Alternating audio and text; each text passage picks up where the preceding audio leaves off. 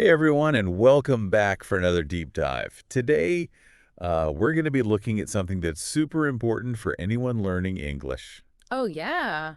and that's actually using it in conversations. Right.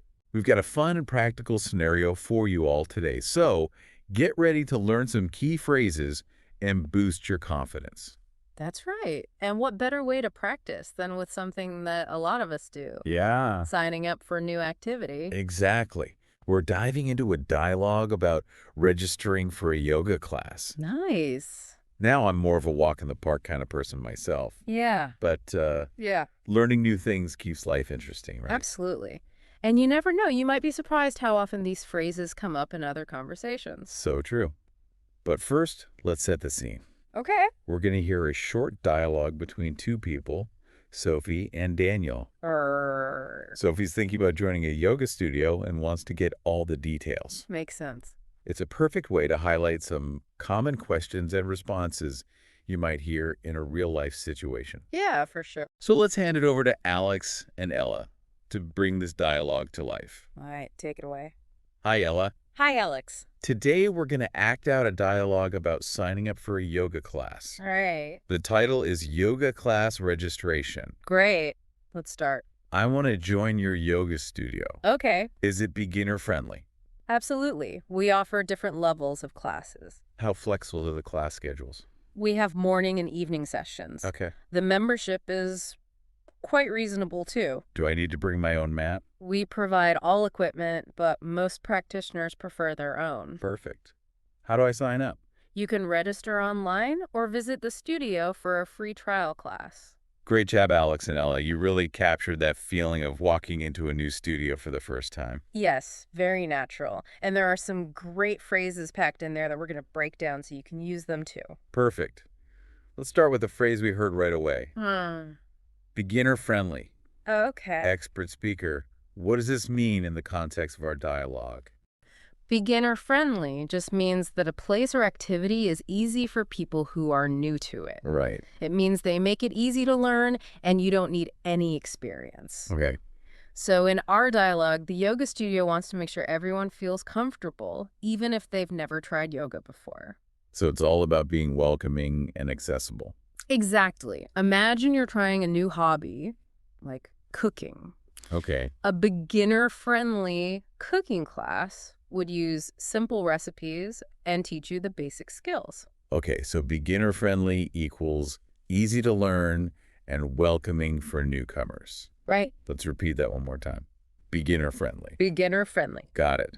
Now, remember Sophie also asked about flexible class schedules? Right. Flexible is a really useful word, but it can have a few different meanings depending on the situation. Yeah, that's true. So what does it mean here? In this case, it's about having choices. Okay. Flexible class schedules means they offer classes at different times to fit your life. Gotcha. You know, some people like morning yoga, some prefer evening classes after work or school. So flexible here means having options, being adaptable. Yes. Think of it like a flexible ruler. It can bend and change shape.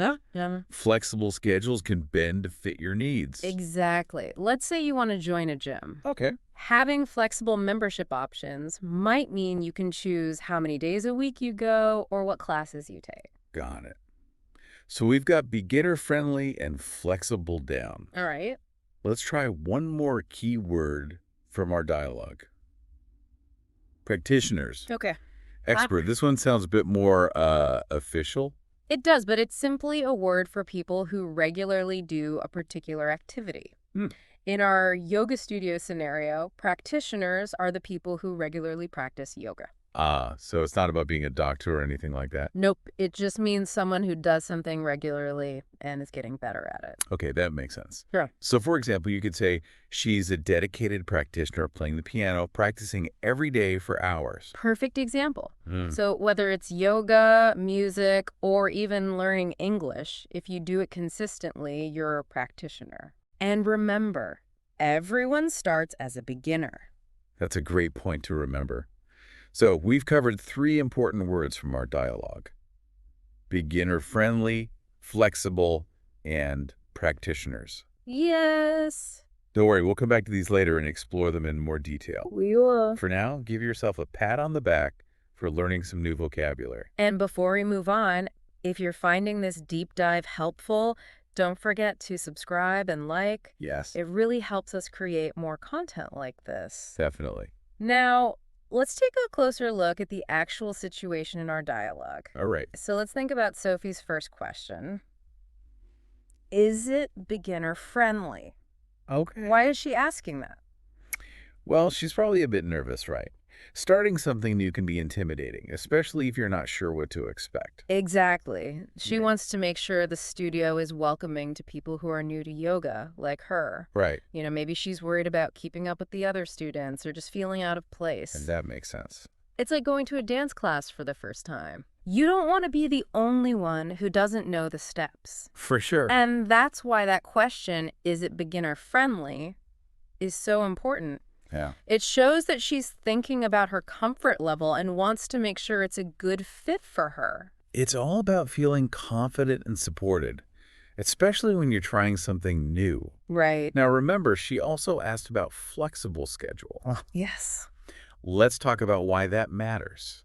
Well, think about your own life. Okay. You probably have a busy schedule with work, school, or other commitments. Oh, definitely. Finding time for anything new can be a challenge. Exactly. Asking about flexible schedules means Sophie is trying to figure out if the classes will work with her life. Right. Morning classes might be great for someone who likes to work out early, Oh. while evening sessions might be better for someone who works during the day. Yeah. It's like putting together a puzzle, isn't it? Trying to fit those yoga classes into all the other pieces of your life. That's a great way to put it. And having that range of options makes it more likely she'll be able to stick with it. Right. And make yoga a regular part of her routine. Okay, so we've talked about feeling comfortable as a beginner Yes. and finding the right time for classes. Uh-huh. But there's one more thing that Sophie asked about that I'm curious about. Okay. Bringing her own mat. Right. Why do you think practitioners, Yeah. remember that word, Yes. prefer to have their own mats? There are a few reasons for that. Okay. First, it's about hygiene. Okay. Even though studios clean their mats regularly, using your own can feel cleaner and more personal. That makes sense, especially when you're getting all sweaty during a yoga class. Right. Plus, some people find that using their own mat helps them feel more grounded and connected to their practice. It's like having your own little space on the yoga floor. It's like a familiar comfort, kind of like having your favorite coffee mug in the morning. Exactly.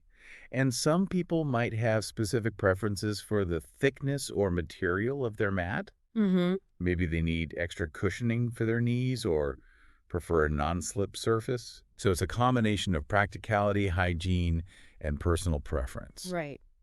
It's interesting how something as simple as a yoga mat can have so many layers of meaning. It is. And this actually brings up a great point about language learning in general. Okay. Sometimes there's more to a word or phrase than just its basic definition. Oh, I totally agree. There are often cultural nuances or unspoken implications that we need to be aware of. Exactly. And that's why it's so important to not just learn vocabulary, Uh-huh. but to also understand how it's used in real life situations. Like we're doing right now with this yoga studio dialogue. Yes. We're not just defining words, we're exploring the why behind the questions and the responses. Precisely. And that deeper understanding will help you navigate conversations with more confidence and fluency. Okay, so we've unpacked the meaning behind those key questions. Right. But what if you want to say those things in a different way? Are there other ways to express those same ideas? Absolutely. Let's go back to that first question. Is it beginner friendly? Instead of saying beginner friendly, Sophie could have asked, are the classes suitable for beginners? Okay, so suitable for beginners means the same thing as beginner friendly. Exactly. It's just a slightly more formal way of asking the same question. Okay. Both are perfectly fine to use, but suitable might sound a bit more polite or professional. It's like choosing between, hey, what's up, and good afternoon. Uh-huh. Both are greetings, but the tone is a little different. That's a great analogy. Now let's try the next question about schedules. Okay. Instead of asking, how flexible are the class schedules? Yeah. She could have said, what are the class times like? What are the class times like? Oh, Okay, that God. sounds more casual. Right. Like you're just chatting with a friend. Exactly. And sometimes a more casual tone can be more comfortable, especially if you're feeling nervous. Okay, let's do one more. Right. Remember Sophie's question about the mat? Uh-huh. Do I need to bring my own mat? Yes. How else could she have phrased that? Yeah. She could have been more general and just said, what should I bring to class? Okay. This opens up the conversation for the studio staff to explain what's provided and what students typically bring. That's a good strategy. It shows you're eager to learn and follow the studio's etiquette. Right. And it allows for a more natural flow of conversation. Okay, we've heard some great alternative ways to express those key questions. Yeah. But just hearing them isn't enough, is it? No. We need to practice saying them out loud. You're absolutely right. Right. Practice is key to building confidence and fluency. So let's do a little role play. Okay. I'll be Sophie, and you can be Daniel, the friendly yoga studio staff member. Sounds fun. Let's do it. Okay, here we go. All right. Hi, I'm interested in joining your studio. Are the classes suitable for beginners? Of course. We offer a variety of classes for all levels, including beginners. Perfect. And what are the class times like? We have morning, afternoon, and evening sessions throughout the week. Great. And what should I bring to class? We provide mats and all the equipment you need. Okay. But many of our practitioners prefer to bring their own mats for hygiene and personal preference. That's helpful, thanks. You're welcome. We're happy to answer any other questions you have. See? That wasn't so scary, was it? Not at all. Okay. And with a little practice, you'll be able to handle these types of conversations with ease. Okay, folks, we've covered a lot of ground today. We've learned some key vocabulary, explored the nuances of a common scenario, Yes. and even practiced some variations. Absolutely. And most importantly, we've seen how understanding the context and purpose behind language can make you a more confident and effective communicator. Very true. Now, before we wrap up, I want to emphasize something really important. Okay. Don't be afraid to make mistakes. Yes. Everyone who learns a new language makes mistakes. It's part of the process.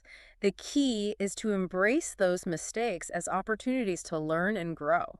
That's so true. Making mistakes is how we stretch our language skills and become more fluent.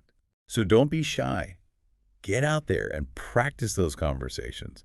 And remember, even small steps can lead to big progress. Absolutely. And if you're enjoying these deep dives, don't forget to subscribe and give us a thumbs up. It really helps us out and lets us know what kind of content you find helpful. Now, before we sign off, I want to leave you with something to think about. Ooh.